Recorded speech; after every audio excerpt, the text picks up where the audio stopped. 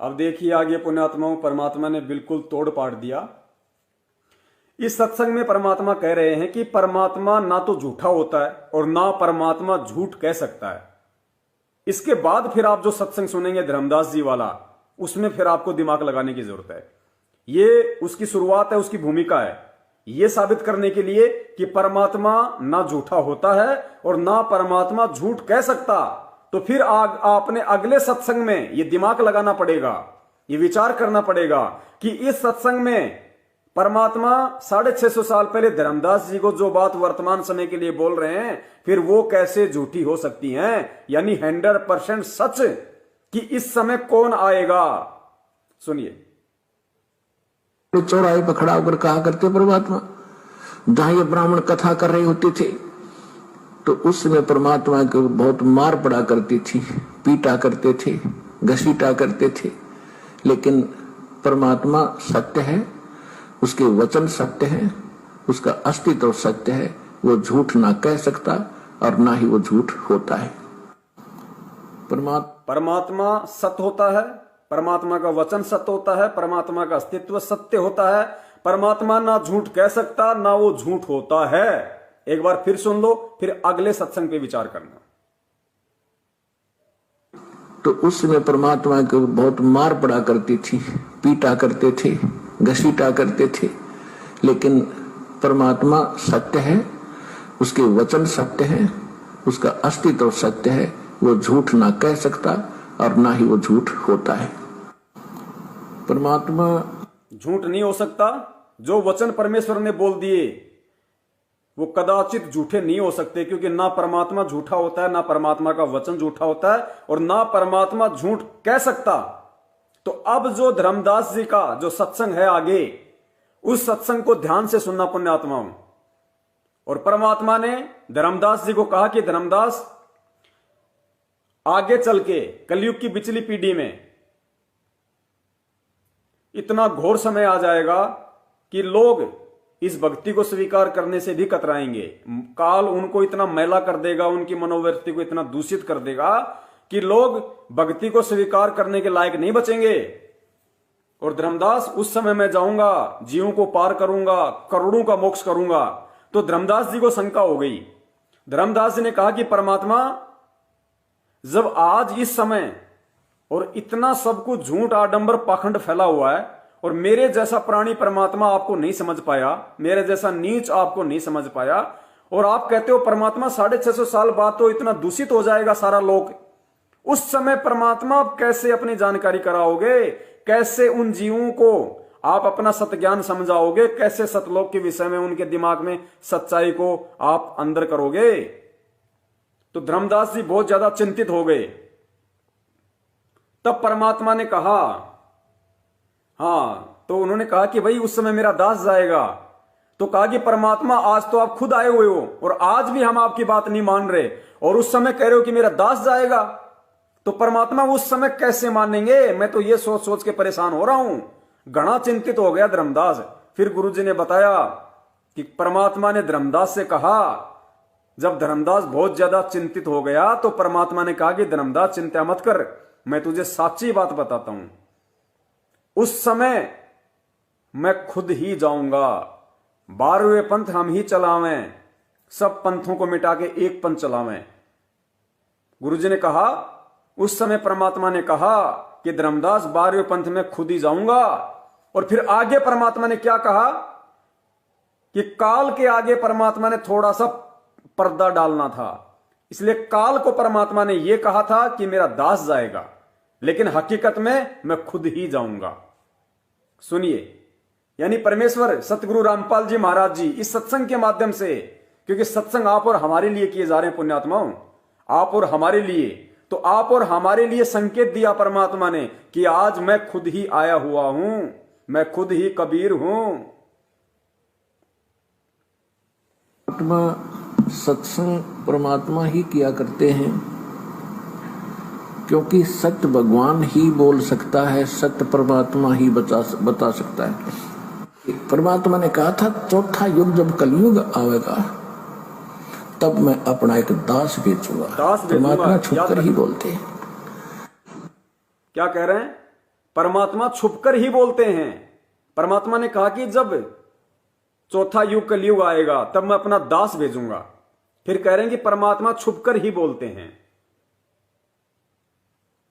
परमात्मा ही बता सकता है। परमात्मा ने कहा था चौथा युग जब कलयुग आएगा तब मैं अपना एक दास भेजूंगा। परमात्मा छुपकर ही बोलते हैं। परमात्मा छुपकर ही बोलते हैं। तो परमात्मा ने कहा था कि चौथा युग जब कलयुग आवेगा तब हम अपना एक दास भेजेंगे। अब वहां काल के सामने परमात्मा ने कहा कि हम अपना दास भेजेंगे। और कबीर वाणी चैप्टर में परमात्मा ने धर्मदास जी से, जब धर्मदास जी घने चिंतित हो गए थे कि हे परमात्मा, आपने सतनाम और सारनाम गुप्त रख दिया और इसके बिना मोक्ष नहीं हो सकता। आपने मुझ किंकर के ऊपर दया करी दास पे और 42 वंश भी पीढ़ी बख्श दी, मेरी वंश चलेगा। तो हे परमात्मा, सारनाम और सतनाम बिना पार नहीं हो सकते, तो मेरे बच्चे कैसे पार होंगे? ऐसे कलेजा पकड़ के बैठ गया। परमात्मा ने सोचा भाई घना दुखी हो गया। अब सुनना तो परमेश्वर ने कहा कि सुन ले, साची बताओ। काल ने क्या कहा था? 12 पंथ करूं मैं साजा, नाम तुम्हारा ले करूं आवाजा। 12 पंथ नाम जो लेगी, हमरे मुख में आन समोही। जाओ जोग जीत संसारा, जीवन मन कहा तुम्हारा। जीव तुम्हारा कहा न माने, हमारी ओढ़ हो बाद बखाने। अब इतना समय नहीं रहा, मैं वो सारे प्रमाण आज नहीं दिखा पाऊंगा आपको कि 12 पंथ कौन कौन से हैं। तो 12 पंथ, बर्मा पंथ, गरीबदास पंथ बताया है, लिखा कवि सागर में। तो परमात्मा ने कहा तू चिंता ना कर धर्मदास। ध्यान से सुनना पुण्यात्माओं, बहुत इंपॉर्टेंट शब्द है। गुरुदेव ने स्पष्ट कर दिया कि काल के सामने परमात्मा ने थोड़ा सा ओट रखी कि मैं मेरा दास भेजूंगा, लेकिन धर्मदास की चिंता देख के परमात्मा ने कहा कि चिंता ना कर, तुझे साची बता देता हूं, मैं खुद ही जाऊंगा। और पहले आपने क्या सुना कि परमात्मा का वचन ना झूठ होता है, ना परमात्मा झूठ कहता, ना परमात्मा झूठा हो सकता। कवि सागर में तो परमात्मा ने कहा तू चिंता ना कर धर्मदास, जब 5500 वर्ष कलयुग बीत जाएगा तब या बिचली पीढ़ी आवेगी, और बिचली पीढ़ी तक ये ज्ञान और तत्व ज्ञान और सतनाम सारनाम कति गुप्त रखना है, नहीं तो काल के दूतों का हाथ लग जाएगा, मेरा सारा मिशन खराब हो जाएगा। तो परमात्मा ने देखा कि ये बिल्कुल चिंतित हो गया घना।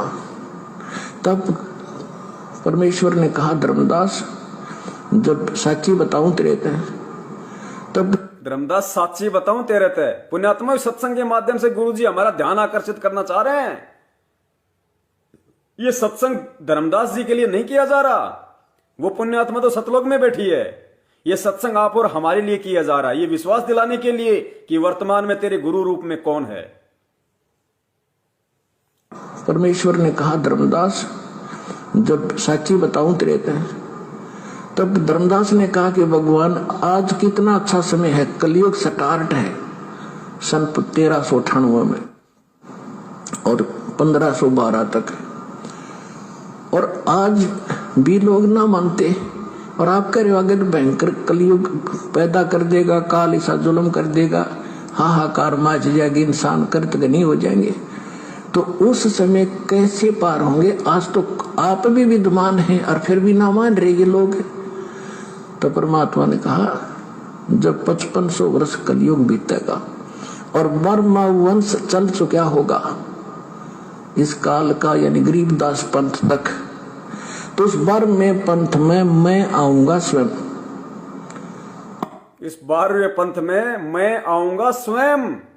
स्वयं यानी माई सेल्फ, मैं खुद आऊंगा। उस समय कहा परमात्मा ने।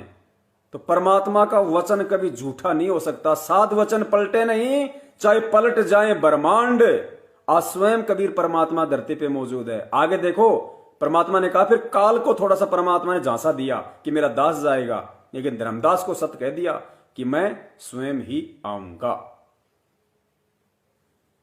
बीतेगा और बर्मा वंश चल चुका होगा इस काल का, यानी गरीबदास पंथ तक, उस बार में पंथ में मैं आऊंगा स्वयं, और फिर सभी पंथों को खत्म करके एक पंथ बनाऊंगा, और सारी सृष्टि मेरा ही नाम लेगी। तेरे 42 वंश क्या सारी सृष्टि न पार करूंगा धर्मदास, इन 42 की चिंता छोड़ तू। तब उसका दिल डटा था, और काल के सामने परमात्मा ने थोड़ा सा भेद रखा कि मैं अपना अंश भेजूंगा। और काल के सामने परमात्मा ने थोड़ा सा भेद रखा कि मैं मेरा अंश भेजूंगा। मेरा ही नाम लेगी। तेरे 42 वंश क्या सारी सृष्टि न पार करूंगा धर्मदास, इन 42 की चिंता छोड़ तू। तब उसका दिल डटा था, और काल के सामने परमात्मा ने थोड़ा सा भेद रखा कि मैं अपना अंश भेजूंगा। अके नाम कहा स्पष्ट बिल्कुल क्लियर हो जाना चाहिए। जो परमात्मा प्रेमी आत्मा है, जिसका मकसद ज्ञान को समझ के सतलोक जाने का है, उस आत्मा को तो कोई भी संशय नहीं रहेगा। और जो खाली देखा देखी में लग रहे हैं कि भाई चलो लोग कहते हैं गुरु बना लो, गुरु बना लिया, अपने और भी काम कर रहे हैं, गुरु के सत्संग भी सुन रहे हैं, अपने स्तर पे सोच रहे हैं, भक्ति भी अच्छी कर रहे हैं, उनके समझ में ये बातें नहीं आएंगी। पुण्यात्माओं, किसी के कमेंट्स पे ध्यान मत दो। ये हमारे ही भाई बहन हैं, लेकिन ये भ्रमित हैं बेचारे। अभी हम भी भ्रमित थे। 2015 से पहले मैनेजमेंट के झांसे में आके हम भी भ्रमित थे, लेकिन आज परमात्मा ने सद्बुद्धि दी, तो आज हम वो गलतियां नहीं करेंगे जो गलतियां हम आज से पहले कर चुके हैं। तो ये हमारे भ्रमित भाई बहन हैं, गलती इनकी नहीं है, क्योंकि अभी इनके वो मजबूत भक्ति संस्कार नहीं बने। तो इनकी गलती नहीं है, गलती जीव की नहीं है पुण्यात्माओं, शरीर की गलती नहीं है, गलती इनके संस्कारों की है।